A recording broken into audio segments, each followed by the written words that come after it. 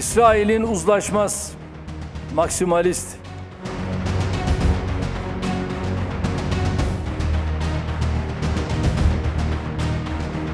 দখলদার ও নিপীড়ক দেশ হিসেবে বরাবরই কুখ্যাতি রয়েছে ইসরায়েলের।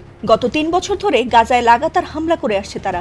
লেবানন তো বটেই, এমনকি ইরানের ওপরও দখলদারিত্ব চালাতে ট্রাম্পকে সঙ্গে নিয়ে ইরানে হামলা চালিয়ে বসে ইসরায়েল। নিজেদের অস্ত্র ফুরিয়ে আসলেও বা ক্ষয়ক্ষতি বাড়লেও যেন কিছুতেই ইরানে পিছু ছাড়ছে না তারা। আর তাদের এমন আগ্রাসী ও দখলদারিত্বের মনোভাবের কারণে বিশ্বের বহু দেশের কাছেই ঘৃণার পাত্র তারা।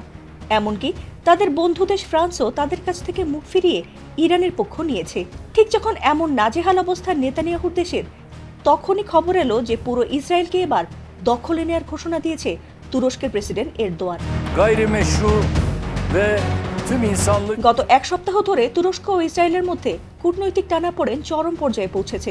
ইসরায়েলি প্রধানমন্ত্রী বেনিয়ামিন নেতানিয়াহু এরদোয়ানের বিরুদ্ধে কুর্দি নাগরিকদের ওপর দমন পীড়ন এবং ইরানকে সহযোগিতার অভিযোগ তুলেছেন। এর জবাবে আঙ্কারার কর্মকর্তারা নেতানিয়াহুকে এই যুগের হিটলার বলে অভিহিত করেছেন এবং গাজায় ইসরায়েলি হামলার তীব্র নিন্দা জানিয়েছেন। আর এমন উত্তপ্ত পরিস্থিতিতে এরদোয়ান নেতানিয়াহুর দেশ ইসরায়েলকে দখল করার ঘোষণা দিয়েছে বলে খবর প্রকাশ করে রীতিমতো আগুনে ঘি ঢালে ব্রিটিশ সংবাদ মাধ্যম টেলিগ্রাফ।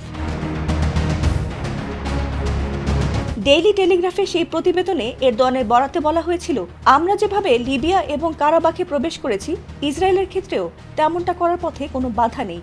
আর এই খবরটি প্রকাশের পরেই ইসরায়েল সংবাদ মাধ্যম জেরুজালেম পোস্ট ও মারিফ সহ বিভিন্ন মাধ্যমে দ্রুত ছড়িয়ে পড়ে। তবে সোমবার তুরস্কের সরকারের পক্ষ থেকে এক বিবৃতিতে এই দাবিকে সম্পূর্ণ ভিত্তিহীন বলে প্রত্যাখ্যান করে জানানো হয় যে এই ধরনের মিথ্যা বর্ণনা আঞ্চলিক স্থিতিশীলতা নষ্ট করার উদ্দেশ্যে ছড়ানো হচ্ছে। যদিও সংবাদ প্রকাশের পর তার নিজেদের ওয়েবসাইট থেকে সরিয়ে নিয়েছে ব্রিটিশ সংবাদপত্র দ্য ডেইলি টেলিগ্রাফ। সোমবার প্রকাশিত এক প্রতিবেদনে মিডল ইস্ট আই জানিয়েছে, রোববার প্রকাশিত ওই সংবাদটি মূলত এরদোয়ানের 2 বছরের পুরনো একটি বক্তব্যকে ভুল প্রেক্ষাপটে উপস্থাপনের মাধ্যমে তৈরি করা হয়েছিল। এরদোয়ানের সেই 2024 সালের বক্তব্যে তিনি মূলত ফিলিস্তিনিদের ওপর ইসরায়েলের নৃশংসতা ঠেকাতে তুরস্কের শক্তিশালী হওয়ার আহ্বান জানিয়েছিলেন। সেখানে তিনি লিবিয়া ও কারাবাখের উদাহরণ টেনে সামরিক সক্ষমতার কথা উল্লেখ করেছিলেন, যা বর্তমানে নতুন করে ছড়ানো সংঘাতের সাথে কোনোভাবেই সম্পর্কিত নয়।